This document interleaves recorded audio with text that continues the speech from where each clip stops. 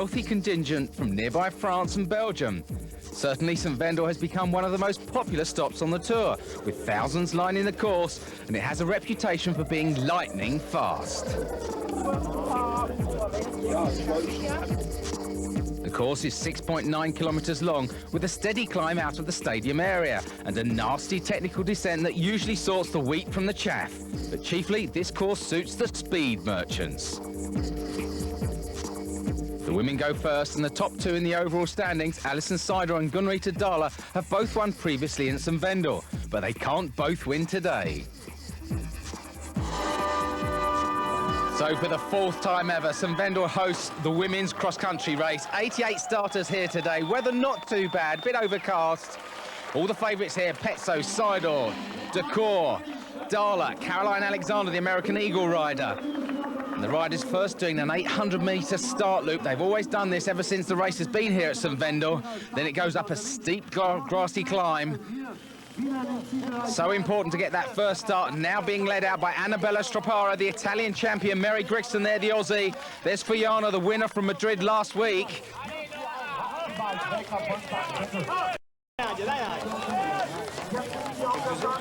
Quite a fast start as well. These women doing 5 laps. They're actually doing a course that's 7.2 kilometres long. They've taken out the tricky descent at the back of the course. Far too muddy, the organisers have decided. So it's a straight-through race now for them, being led out by Alison Seidel, wearing the Diesel leader's jersey. She's leading the competition after some brilliant races. First in Sydney, third Napa, second in Madrid. She was hoping for a win there, but being chased by Pezzo. Fuyana, the winner from Madrid. What a ride that was. Her first World Cup win. Seidel, as she always likes to do, leading from the front. She's so consistent. Alison Dunlap there, she won in Napa, but has gone back slightly since that fabulous race. But Paola Pezzo didn't go to Sydney. I think she was saving her energy for the European rounds, and they're being chased by Caroline Alexander on her own. The American Eagle rider, she's on some form now. She's won the first 2 rounds of the British National Series, and she actually stomped in those races. And, of course, Caroline Alexander, a winner here back in 1997, but she's going to have to race really hard to get on the back of this group, being led out by Alison Seidel, Alison Dunlap in second spot, Gunrita Dahler riding with a rumoured hairline fracture of the collarbone. She did that at Madrid in the 3rd round. What a brave woman. And Paola Pezzo sitting on the back there looking ominously strong. But together now, as always at St Wendel, groups occurring all of the time.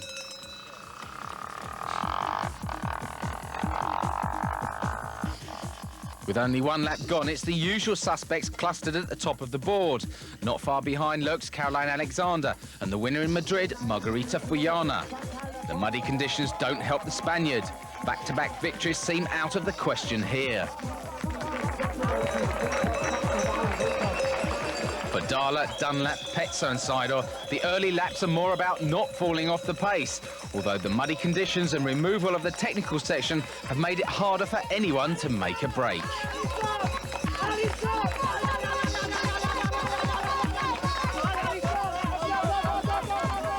Some big names are falling by the wayside. Laurence Leboucher has had a disastrous year so far, even though the world champion came second here in St Wendel last year. After 3 laps, the leading bunch are still glued together, with not even a second separating them. In the distance, Caroline Alexander and Italy's Annabella Stropara are receding as major threats. With only 2 circuits to go, the time has come for someone to take a risk.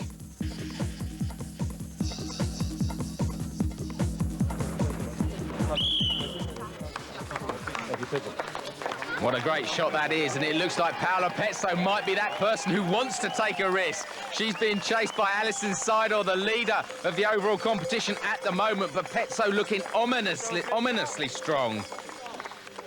Out of the saddle and working really hard, looking very trim indeed, and Gunrita Dahler and Alison Dunlap falling off the pace now, and Dunlap looking very, very tired.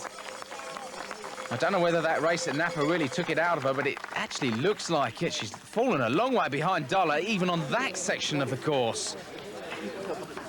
Pezzo, she's had a 7th here before in 1996. Wasn't that good, but then that year she was training for the Olympics. That was her specific target. Also won the European Championships as well, just as an aside. But Gunrita Dahler, what a ride for her. Must be so painful. Of course, she's riding for that new team this year. Den Beste Cycling, the Norwegian bike company, but going back to the front of the race, and it looks like Pezzo now really wants to take the bull by the horns. She's looking very, very strong indeed, and even in that shot there, taking a lead over Alison Seidel. Seidel, always a very, very determined competitor. Head down, shoulders do tend to rock a bit. But Dahler now dropping Dunlap, who is obviously going slower and slower. The pace taking its toll on this muddy, muddy course. You can just hear from Dahler's breathing that this is very hard for her. Only got one other teammate, Håkan Auster, riding in the men's race. And this looks like one of the women having outside assistance. Highly illegal here. Kathrin Hemke, one of the German riders. This really shouldn't be done. Naughty, naughty, naughty. Don't think the technical delegates will like this much, will they? We're going back to the race now. Paola Pezzo looking very, very strong indeed. She didn't go to Sydney, as I said. She had a quiet race in Napa. She was only 8th there, but 4th at Madrid when she had problems with her seat. She was looking very good there and climbing extremely well. Looking behind her just to see if Alison Seidel is that close to her. Seidel knows how to chase hard. She was 2nd in the Canadian Road Championships last year, and this course really is a roadie course. With only one lap to go, Pezzo's lead over Seidel seems to be solid enough. The Italian has spent over a year waiting for her 13th World Cup win. Unlucky for the others this time.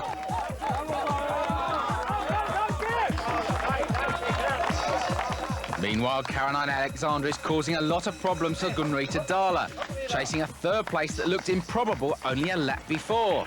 St Wendel has been a happy hunting ground for England's finest, and the Norwegian would be a top scout today. As Alison Dunlap goes backwards, Annabella Stroparo and Mary Grigson go forward. We rejoin the race late on the final lap. Late on the final lap indeed, and Paola Pezzo has really got the bit between the teeth. She isn't going to be caught by Alison Seidel, I don't think. She'll be very happy about this win. She is training specifically for the Olympics next year, but she'll be happy about winning here in St Wendel. She had a 2nd here back in 1997 behind Caroline Alexander. That was Caroline Alexander's 1st win, but what a win it will be for Paola Pezzo coming into the stadium now. The Olympic champion from 1996 takes her 1st win of 1999.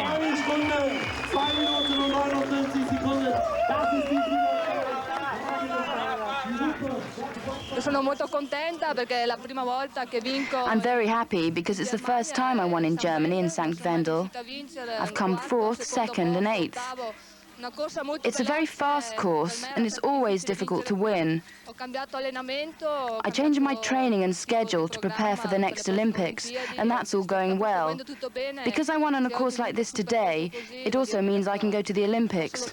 It was important for me to have won today. In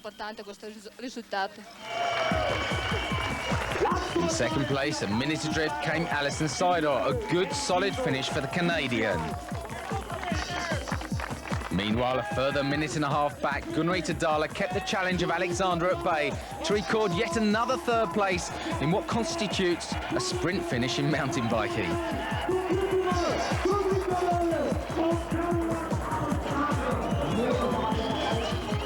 Today belonged to Italy, though. Wearing some pretty futuristic mountain biking gear, Paola Pezzo acknowledged her 1st victory of 1999. Further down the board, another Italian, Annabella Stroparo, equalled her best ever finish, and Mary Grigson proved her 2nd place in Sydney was no flash in the pan. It wasn't such a good day for Alison Dunlap, who wound up 10th, or Margherita Fiona, across the line in 16th spot. Alison Seidel's 2nd place increases the distance between her and Gunrita Dahler, while Pezzo leaps onto the board for the 1st time. Her win puts her within striking distance of Alison Dunlap. A number of World Cups are being accompanied by a city race. It's a development that has helped cultivate a festival atmosphere, as well as serving a serious cycling purpose.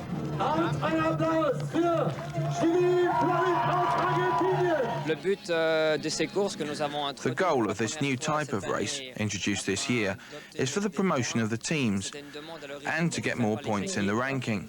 The teams were the first to ask for this kind of event, and for the local organiser, more publicity for the big race.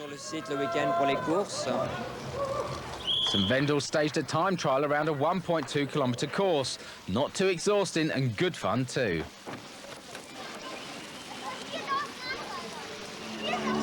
Yeah, I think it's really good for the fans to come down here. You know, it's not, you're a little bit closer to the riders, and it's a real quick race, so it's definitely more exciting for the fans than I think some of the real big mountain bike races. You know, I'm starting to enjoy it more and more because they're not like, not too boring. You know, they got a little bit of everything in it, so you kind of have to show a little bit of some skills that you don't really use in the cross country.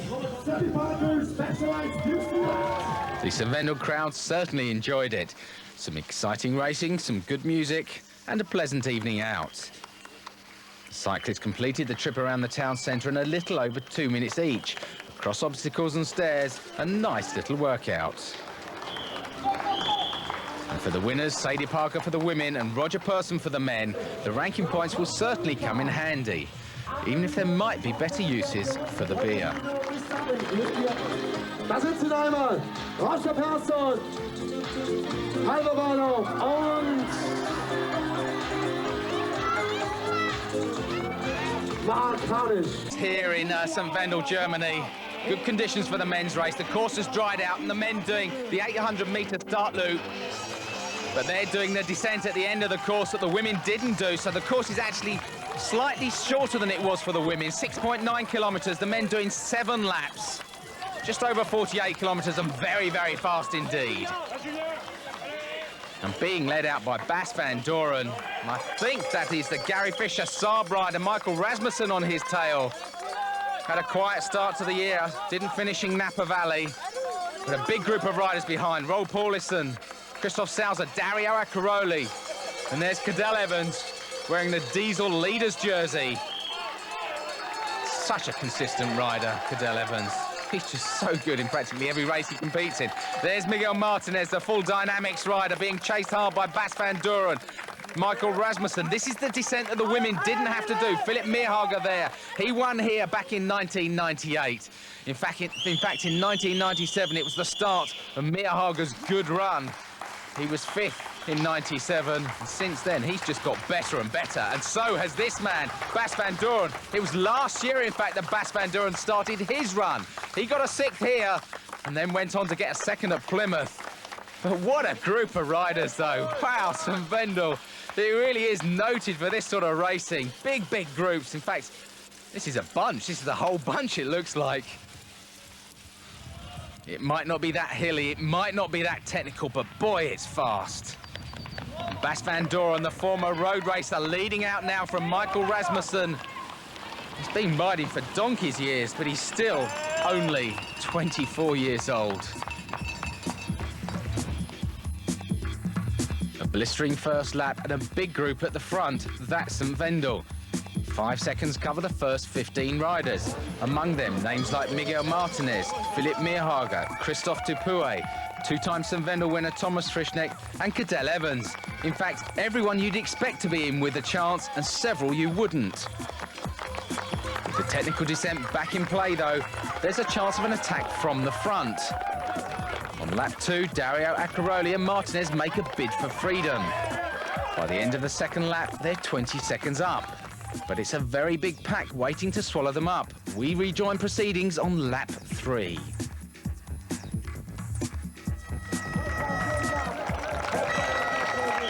And Martinez in his usual busy, hurried style at the front with Dario Accaroli. Dario Accaroli really is an enigma. He can pull out some fantastic rides and then he'll disappear. But being chased very hard now by this group, and that's F.Meirhaeghe, a man who knows this course very well indeed. Won here last year in that marvellous sprint finish. But what a big group. Bas van Doren now has caught Accaroli and Martinez. Good riding from Bas van Doren, and it looks like he's brought the rest of the field back up to those 2 guys that were at the front, Martinez and Accaroli. Good riding from the B1 rider. Excellent stuff. And F.Meirhaeghe there as well. I think that was Christophe Dupuy. Rune Hojdal, I might have spied there, the giant rider who had that 4th place at Napa. That was a great ride from him. I think that's Dominic Arnaud as well, the French giant rider. There's Rune Hojdal, number 8. All the riders together now, and this is what the one tricky technical descent, and Miguel Martinez making it look easy. Being chased hard now. Martinez, he's been so consistent here. 3rd in 96, 4th in 97, 4th in 98. And it looks like Cadel Evans very tentative on that descent. Obviously wants to make sure he stays in this race, and Miguel Martinez always looking so good. What a rider, going away from the rest of the group now. Got a gap on Bas van Doorn and Dario Accaroli, and that's F.Meirhaeghe on the back of that group of 3. And Cadel Evans will have to work really hard if he wants to get back up there. The leader of the Diesel World Cup competition at the moment, losing the lead group, which now has 5 riders in it. So it's back to square one then, but this time the pack is down to 5, and Cadel Evans is starting to trail behind. Next man out of the traps is F.Meirhaeghe. With that memorable victory of last year and a couple of less than memorable recent performances fresh in his mind, he goes off the front. And if the Belgian possesses one quality above all others, it's his pace on the flat. There's a fair bit of that in St Wendel, and his lead suddenly stretches as the others find themselves half a minute back. The question is, can Meirhaeghe sustain that lead for over 20 kilometres? We rejoin it on the 5th lap.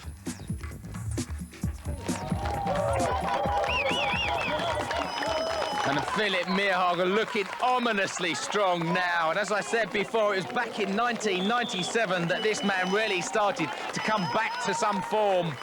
Been riding for such a long time, but he got a 5th place in 1997 behind winner Thomas Frischneck, and being chased now hard by this group. Bas van Doorn leading out. Miguel Martinez looking tired on the back of Bas van Doorn, and it looks like they dropped the other riders they were with. Dario Accaroli, just Van Doorn now with Martinez. Accaroli and Rasmussen not there anymore. And a further group of riders coming through now. That's Olympic champion Bart Brentjens, who's had a quiet season so far. Hasn't got into the top 10, and this looks like Roland Green, the GT rider. He's got a problem with his derailleur, I think, or his chain. I think that slipped in between his spokes.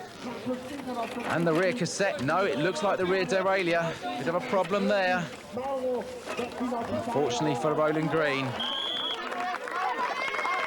But back to the front row now. F.Meirhaeghe descending so well. That's one of his strong points as well. If he has a weakness, it's his climbing, but being chased hard now by Martinez and Van Doorn. This is a course, actually, that you wouldn't expect Miguel Martinez to do that well on because he's so small. But, in fact, he's been so consistent here, as has this man over the past 3 years. And the crowd really enjoying this race. And I really don't think that these guys will catch F.Meirhaeghe. He looks ominously strong, doesn't he? Van Doorn taking over from Martinez, and both of these riders, their shoulders are rocking hard with the effort. Meirhaeghe really has put the hammer down. 5 laps gone, and now Meirhaeghe at last looks comfortable. A lead of 39 seconds will require a major problem to dent it. And the chasing pair of Van Doorn and Martinez have moved safely ahead of the fading Accaroli and Rasmussen. Meirhaeghe looks in no danger of having to contest another sprint finish.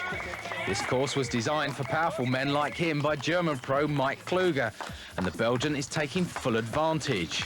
On lap 6, Bas van Doorn kicks and sees Miguel Martinez fall away, while behind the Frenchman a group of 5, including Thomas Frischneck, Christophe Salza, Dario Accaroli, Michael Rasmussen and another Belgian, Roel Paulison, look set to contest the minor places. With a lap to go, Meirhaeghe leads by 50 seconds, and we pick up the action late on the final lap.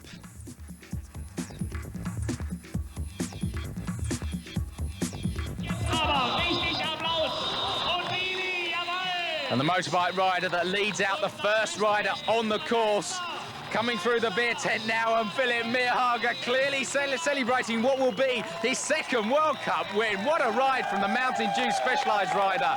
So powerful on this course. He timed his run to perfection. Coming now into the last part of the course. Just this one corner to go now. And F.Meirhaeghe, his second World Cup win. What a good couple of years for the Mountain Dew Specialized rider. A great win for him. He can't believe it, can he? Oh, what a great ride. Excellent. What a charismatic rider. A good win for F.Meirhaeghe. And it looks like Bas van Doorn has shaken off the attentions of Miguel Martinez. An excellent ride from him as well, the B1 rider. He really must get his first World Cup win very soon indeed. Will he get it at Plymouth next week? He gets second here at St Wendel.